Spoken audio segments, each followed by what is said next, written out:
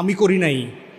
তাহলে 24-এর 72-এর সংবিধান এবং 24-এর ডামি নির্বাচন মোতাবেক এখন পর্যন্ত মাননীয় প্রধানমন্ত্রীকে,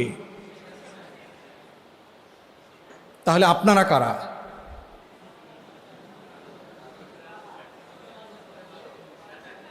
সংসদে যারা বসে আছেন আপনারা কারা? তাহলে অ্যাট এ টাইম কি 2টা প্রাইম মিনিস্টার, 2টা পার্লামেন্ট থাকতে পারে একটা রাষ্ট্রে? তাহলে বিএনপি বর্তমান শাসক গোষ্ঠী সংবিধানের নামে আগুন নিয়ে খেলছেন, আপনারা আগুন নিয়ে খেলছেন রীতিমতো। এবং এরকম একটা দিন আসবে, কোনো একদিন খায়রুল হক সিনহা মার্কা প্রধান বিচারপতি যদি পায়, পঞ্চম সংশোধনী সব কিছু বাতিল করে দিয়েছিল না? জিয়াউর রহমানরে অবৈধভাবে ক্ষমতা দখলকারী বলছিল না?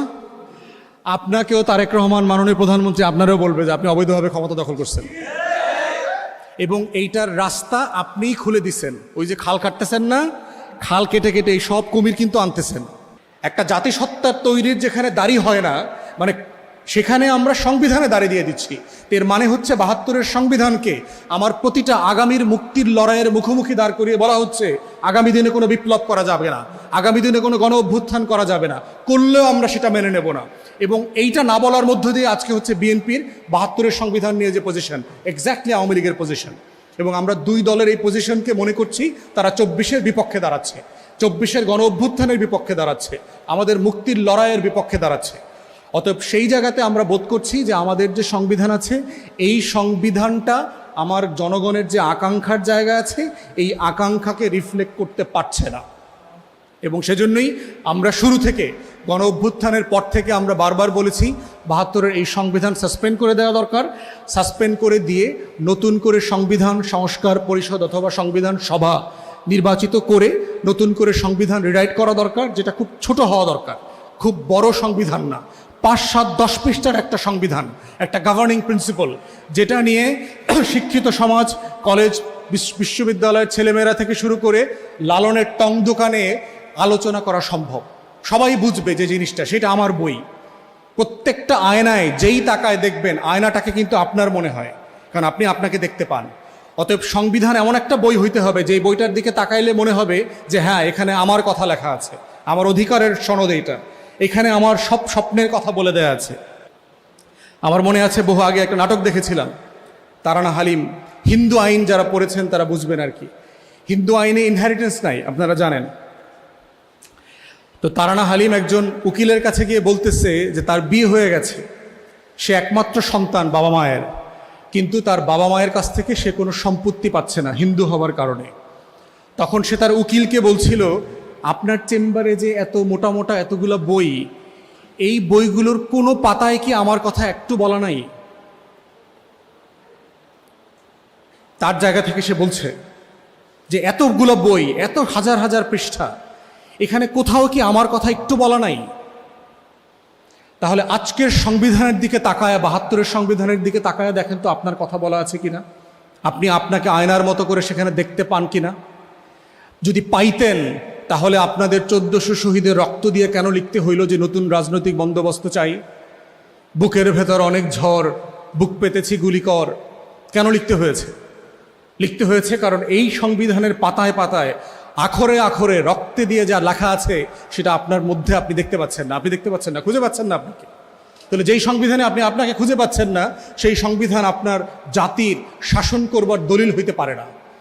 এবং এই জন্য আমরা বারবার বলেছি যে একটা নতুন সংবিধান দরকার, যেটা আমার আকাঙ্ক্ষাকে রিফ্লেক্ট করবে, এবং আকাঙ্ক্ষাটাকে এমনভাবে রিফ্লেক্ট করবে এত সাদামাটা ভাষায়, যেটা নিয়ে আমাকে আপনাকে বুঝতে কোনো সংকট হওয়ার কথা না। এবং যারা আজকে 72-এর সংবিধান নিয়ে খুব বেশি পূজারী হয়ে উঠছেন, তাদের সংকটগুলো দেখেন। বর্তমান সংবিধানে শেখ মুজিবকে এখনও জাতির জনক বলা আছে, স্বাধীনতার ঘোষক বলা আছে। তাহলে 7ই মার্চ এবং 25শে মার্চ আপনারা পালন করলেন না কেন? শেখ মুজিবের মূর্তিতে ফুলটুল দিলেন না কেন? মাজার জিয়ারত করলেন না কেন? সেই দিন কেন আপনারা বললেন যে স্বাধীনতার ঘোষক জিয়াউর রহমান? আপনি তো সংবিধান পরিপন্থী কাজ করলেন। অথচ আপনি তো শপথ নিলেন, কয়দিন আগে না এমপি হইলেন ঢাকডোল পিটায়া, যে সংস্কার পরিষদের সদস্য হইলেন না, সংবিধানে লেখা নাই বলে। তাহলে সংবিধানে যেটা লেখা ছিল সেটা মানলেন না কেন? আপনি সংবিধান লঙ্ঘন করলেন না? শপথ কি ছিল? আমি এই গণপ্রজাতন্ত্রের সংবিধান রক্ষা করিবার শপথ নিলাম, তাই তো লেখা আছে এই শপথে। আপনারা আজকে ছাত্রছাত্রীরা সবাই গিয়ে সংবিধানে শপথটা পড়বেন যে একজন এমপি মন্ত্রী কি শপথ নেয়।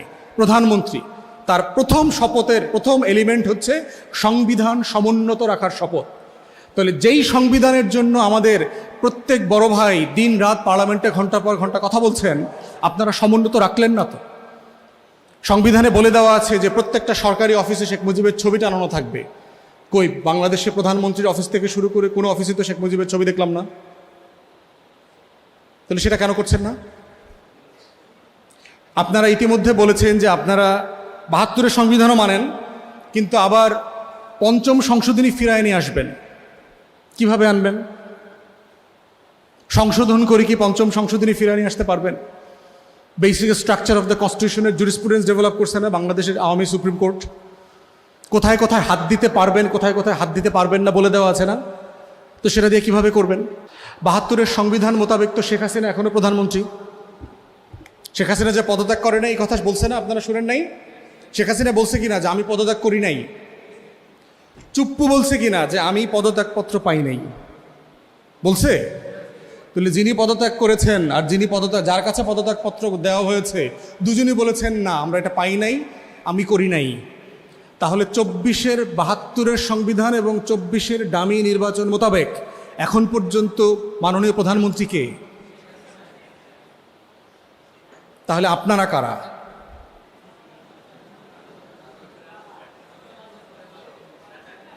সংসদে যারা বসে আছেন আপনারা কারা? তাহলে অ্যাট এ টাইম কি ২টা প্রাইম মিনিস্টার ২টা পার্লামেন্ট থাকতে পারে একটা রাষ্ট্রে? তাহলে বিএনপি বর্তমান শাসক গোষ্ঠী সংবিধানের নামে আগুন নিয়ে খেলছেন। আপনারা আগুন নিয়ে খেলছেন রীতিমতো। এবং এরকম একটা দিন আসবে, কোনো একদিন খায়রুল হক সিনহা মার্কা প্রধান বিচারপতি যদি পায়, পঞ্চম সংশোধনী সব কিছু বাতিল করে দিয়েছিল না? জিয়াউর রহমানরে অবৈধভাবে ক্ষমতা দখলকারী বলছিল না? আপনাকেও তারেক রহমান মাননীয় প্রধানমন্ত্রী আপনারাও বলবে যে আপনি অবৈধভাবে ক্ষমতা দখল করছেন। এবং এইটার রাস্তা আপনিই খুলে দিচ্ছেন। ওই যে খাল কাটতেছেন না, খাল কেটে কেটে এই সব কুমির কিন্তু আনতেছেন। অতএব আমরা যা বলছি এটা একটা প্রিন্সিপাল পজিশন, একটা ইতিহাসের ধারাবাহিকতার জায়গা। এইটাকে যদি আপনারা অবজ্ঞা করেন, হেয় করেন, ছোট করেন, দিন শেষে বিপদে আপনারা পড়বেন। এবং আমরা চাই না আপনারা বিপদে পড়বেন। তাহলে এর মানে কি আমাদের দেশের তারেক রহমান এখন প্রধানমন্ত্রী না? হ্যাঁ প্রধানমন্ত্রী। আপনি প্রধানমন্ত্রী ২৪-এর গণ অভ্যুত্থানের কারণে, ৭২-এর সংবিধানের কারণে না। এই সিম্পল জিনিসটা যে আপনারা কেন বুঝতেছেন না, এই জ্ঞান পাপীরা কিন্তু আপনাকে নাপিত বানায়া ছাড়বে। আপনারা নাপিতের গল্প জানেন? এক এলাকাতে এক ডাক্তার ঈদের ছুটিতে বাড়ি গেছে। তো এক লোক ডাব গাছ থেকে পইরা তার পা ভেঙে গেছে। তো এখন ডাক্তারের চেম্বারের পাশেই হইল নাপিতের চেম্বার। তো গ্রামের দেখছেন না টং দোকান, চায়ের দোকান আছে না? চায়ের দোকানে দেখবেন যে লুঙ্গি পরা বুদ্ধিজীবীর অসম্ভব অভাব নাই। দেখবেন খালি গায়ে লুঙ্গি পইরা হাঁটু উঠায় চা খায় আর ব্যাপক বুদ্ধিজীবী, মানে দেশের ১৪ গোষ্ঠী উদ্ধার করতেছে মিনি পার্লামেন্ট ওইখানে। তো ওই টং দোকান থেকে বললো এক চাষা যে ওরে ওই ডাক্তার যা যা দিয়ে অপারেশন করে ওর প্রায় সব কিছুই নাপিতের দোকানে আছে, ওরে নাপিতের কাছেই নিয়ে যা, ডাক্তার যেহেতু ছুটিতে গেছে। কথা সত্য তো? কথা সত্য না? ডাক্তার যা যা ব্যবহার করে, কাছাকাছি কাটাকাটি যা যা করে, নাপিতের দোকানে সব আছে না? নাপিতের দোকানে সব আছে। তো রুগীরে লইয়া আপনার নাপিতের দোকানে গেছে। তো নাপিত তো পুরো থতমত খায়া গেছে যে আমার কাছে আসছে, কি সমস্যা। তো সে হাত পাও চিপ্পা চাপ্পা কাটটা কুটটা মোটামুটি একটা মানে বান্ধা বুন্ধা দিয়ে দিছে আর কি। তো ওই লোক কদিন পরে আসলে হাঁটতে টাটতে পারতেছে মোটামুটি, পড়ে গেলেও। এখন নাপিতের তো ব্যাপক সুনাম। এখন যেই অসুস্থ হয় সে আর ডাক্তারের চেম্বারে যায় না, সে নাপিতের দোকানে যায়। ওখানে চুলও কাটায়, ডাক্তারিও করে, নাক কান গলা বিশেষজ্ঞ যা যা লাগে সব নাপিত করে। ডাক্তার ছুটির পরে ফিরে আসছে, আইসা দেখে এখন তো রুগী নাই, সব নাপিতের দোকানে। এখন ডাক্তার চিন্তা করতেছে কি করা যায়। ডাক্তারের এক বুদ্ধিমান বন্ধু আছে, সে বলল যে সার্জারির উপরে যে মোটা বইটা আছে, যে লেখা থাকে যে কেমনে সার্জারি করতে হয়, ওইটা নাপিতরে দেওয়ার জন্য। এখন নাপিত পরের দিন ওই বইটা দেওয়ার পরে এখন দেখি পরের দিন আর নাপিতের দোকান খোলে না। 2 দিন 3 দিন হয়ে গেছে, নাপিত দোকান খোলে না। কি ব্যাপার? বলে যে স্যার ধারা মুখস্থ করতেছি। বুঝছেন না? এখন সারাদিন আপনারা পার্লামেন্টে কি দেখতেছেন? নাপিত যখন ডাক্তার হয় ওর খালি ধারা মুখস্থ করা লাগে। এ খালি দেখবেন আর্টিকেল কয়, খালি অনুচ্ছেদ কয়, খালি ধারা কয়, কিন্তু ওই আলোচনার ভিতরে মানুষ নাই, জনগণ নাই, 24 নাই, গণ অভ্যুত্থান নাই, আমার 1400 শহীদ নাই। এই নাপিত সংবিধান বিশেষজ্ঞরা হচ্ছে বাংলাদেশের আকাঙ্ক্ষার সবচেয়ে বড় সংকটে পরিণত হয়েছে এখন। অতএব আমরা চাইব যে বাংলাদেশ রাষ্ট্রের এই পরিবর্তনের ধারা যদি অব্যাহত রাখতে চায়, তাহলে আমরা বোধ করছি সংবিধান হচ্ছে একটা মিনস, একটা টুলস। সংবিধান কোনো স্বপ্ন আকাঙ্ক্ষার বেরিয়ার না। বিপ্লব সংবিধান তৈরি করে, মুক্তির লড়াই সংবিধান তৈরি করে, গণ অভ্যুত্থান সংবিধান তৈরি করে। সংবিধান দিয়ে গণ অভ্যুত্থান হয় না। যদি হয় তাহলে 72-এর সংবিধান মোতাবেক আমরা সবাই, আপনারা সবাই কিন্তু রাষ্ট্রদ্রোহিতার আসামি না? 7 খ মোতাবেক কি আমরা সবাই এখন রাষ্ট্রদ্রোহিতার আসামি না? কই থাকার কথা? কই আসি? কই থাকার কথা? তো আসেন কই? তাহলে 72-এর সংবিধান কই? তাহলে যেইটা দিয়ে আপনি এত গর্ব করতেছেন ওইটা দিয়েই তো আপনার কদিন পরে ফাঁসির রায় হবে, এটা বোঝেন কিনা? তো সেই জায়গায় আমরা বোধ করছি যে আমাদের স্বপ্ন, আমাদের আকাঙ্ক্ষা